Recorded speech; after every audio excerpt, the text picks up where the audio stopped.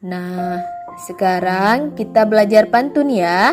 Dengarkan baik-baik. Pantun adalah bentuk puisi Melayu lama asli Indonesia yang terdiri dari sampiran dan dengan rima AB AB. Pantun bersajak AB-AB itu terdiri dari satu baitnya terdiri atas 4 baris. Tiap baris terdiri atas 8 sampai 12 sukata. Baris pertama dan kedua disebut sampiran.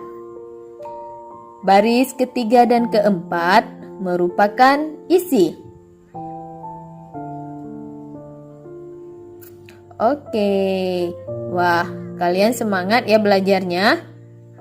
Kita lanjut ke materi selanjutnya ya.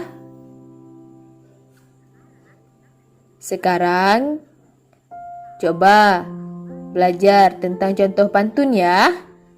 Pantun dibagi menjadi banyak jenis. Yang pertama adalah pantun nasihat. Pantun nasihat ini berisi hal-hal baik yang disampaikan oleh orang tua atau guru kita. Sekarang ibu kasih contohnya ya. Dengarkan baik-baik. Matahari telah berpijar. Guru menulis di daun lontar.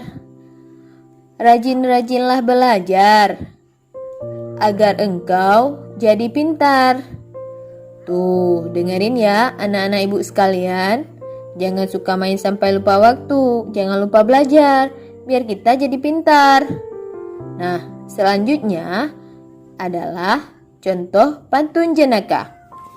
Contoh pantun jenaka ini adalah pantun yang berisi hal-hal lucu yang disampaikan untuk menghibur orang-orang yang sedang sedih, lelah, ataupun penat. Yuk, kita coba yuk. Ke rumah paman sore hari, melewati jalan desa yang ramai. Betapa geli tawa ini, melihat badut kecebur sungai. Wah, kasihan ya badutnya. Tapi badut yang kecebur sungai, anak-anak ibu tahu nggak gimana? Nah, ini dia. Wah, kasihan ya mereka sampai berdarah. Ini nih akibatnya kalau kalian mainnya tidak lihat tempat, tidak tahu waktu. Jadi kalian harus hati-hati ya. Jangan sampai seperti mereka. Tapi kalian tahu tidak sih kenapa kalau tubuh kita terluka mengeluarkan darah ya? Jawabannya adalah karena dalam tubuh manusia terdapat peredaran darah. Peredaran darah ini fungsinya untuk mengedarkan bahan-bahan yang diperlukan tubuh seperti oksigen, bahan makanan, dan lain-lain. Seperti saat kita belajar tentang tumbuhan, akar berfungsi untuk menyerap air dan hara, kemudian batang akan menyalurkannya ke seluruh tumbuhan.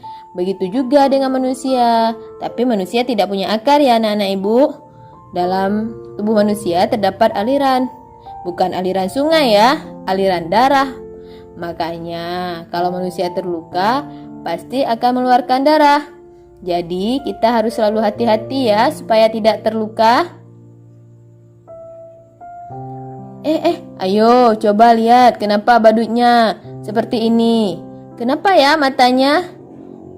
Wah, kasihan ya. Jadi mata yang seperti itu menunjukkan gangguan-gangguan pada peredaran darah manusia. Syukur ya anak-anak, kita masih punya 2 mata yang normal, bisa melihat dengan sempurna. Jangan lupa mengucapkan Alhamdulillah. Nah, makanya kita harus jaga kesehatan. Tapi selain jaga kesehatan, kita juga harus kenali penyakit-penyakit yang mengganggu organ peredaran darah itu seperti apa. Sekarang kita belajar ya gangguan peredaran darah pada manusia. Nah, penyakit yang pertama adalah stroke. Stroke ini terjadi di otak.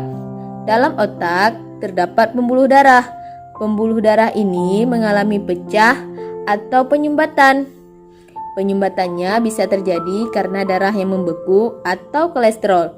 Makanya, untuk penderita stroke, biasanya muka atau bagian tubuh mereka, bagian atas dan bawah, tidak berfungsi secara normal. Kita doakan ya yang menderita stroke supaya cepat sembuh ya. Penyakit selanjutnya adalah jantung koroner. Seperti namanya, jantung koroner ini terjadi di jantung. Pada jantung terdapat pembuluh darah yang bernama pembuluh arteri koroner. Bagi orang normal, pembuluh arteri koroner ini sangat bersih sehingga dapat darah mengalir dengan lancar. Nah, bagi penderita jantung koroner ada kolesterol yang menyumbatnya. Makanya darahnya tidak mengalir secara lancar. Selanjutnya ada yang namanya leukemia. Leukemia ini lebih dikenal dengan kanker darah. Dalam tubuh manusia terdapat sel darah putih dan sel darah merah. Namun bagi penderita leukemia jumlahnya tidak seimbang. Sel darah putihnya lebih banyak dan berubah menjadi jahat karena sel darah putih dalam penderita leukemia ini memakan sel darah merahnya.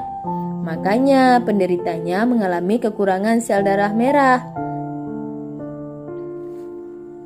Nah, apa kalian tahu organ yang berperan penting dalam peredaran darah manusia? Nah, tepat sekali. Jawabannya adalah jantung. Jantung berfungsi untuk memompa darah ke seluruh tubuh. Letak jantung di sebelah kiri rongga dada yang dilindungi oleh rusuk. Nah, apa kalian bisa merasakan detak jantung kalian setelah kalian memegangnya? Ukuran jantung orang dewasa kira-kira sebesar kepalan tangan yang beratnya lebih kurang 300 gram. Selanjutnya, kita akan belajar bagian-bagian jantung. Ini dia bagian-bagian jantung. Sekarang dengarkan baik-baik ya. Yang ini agak sedikit rumit ya. Dari atas ada yang namanya vena cava superior. Ada juga yang namanya vena cava inferior. Ada aorta, arteri pulmonalis, vena pulmonalis, katup mitral, katup aorta, katup pulmonal,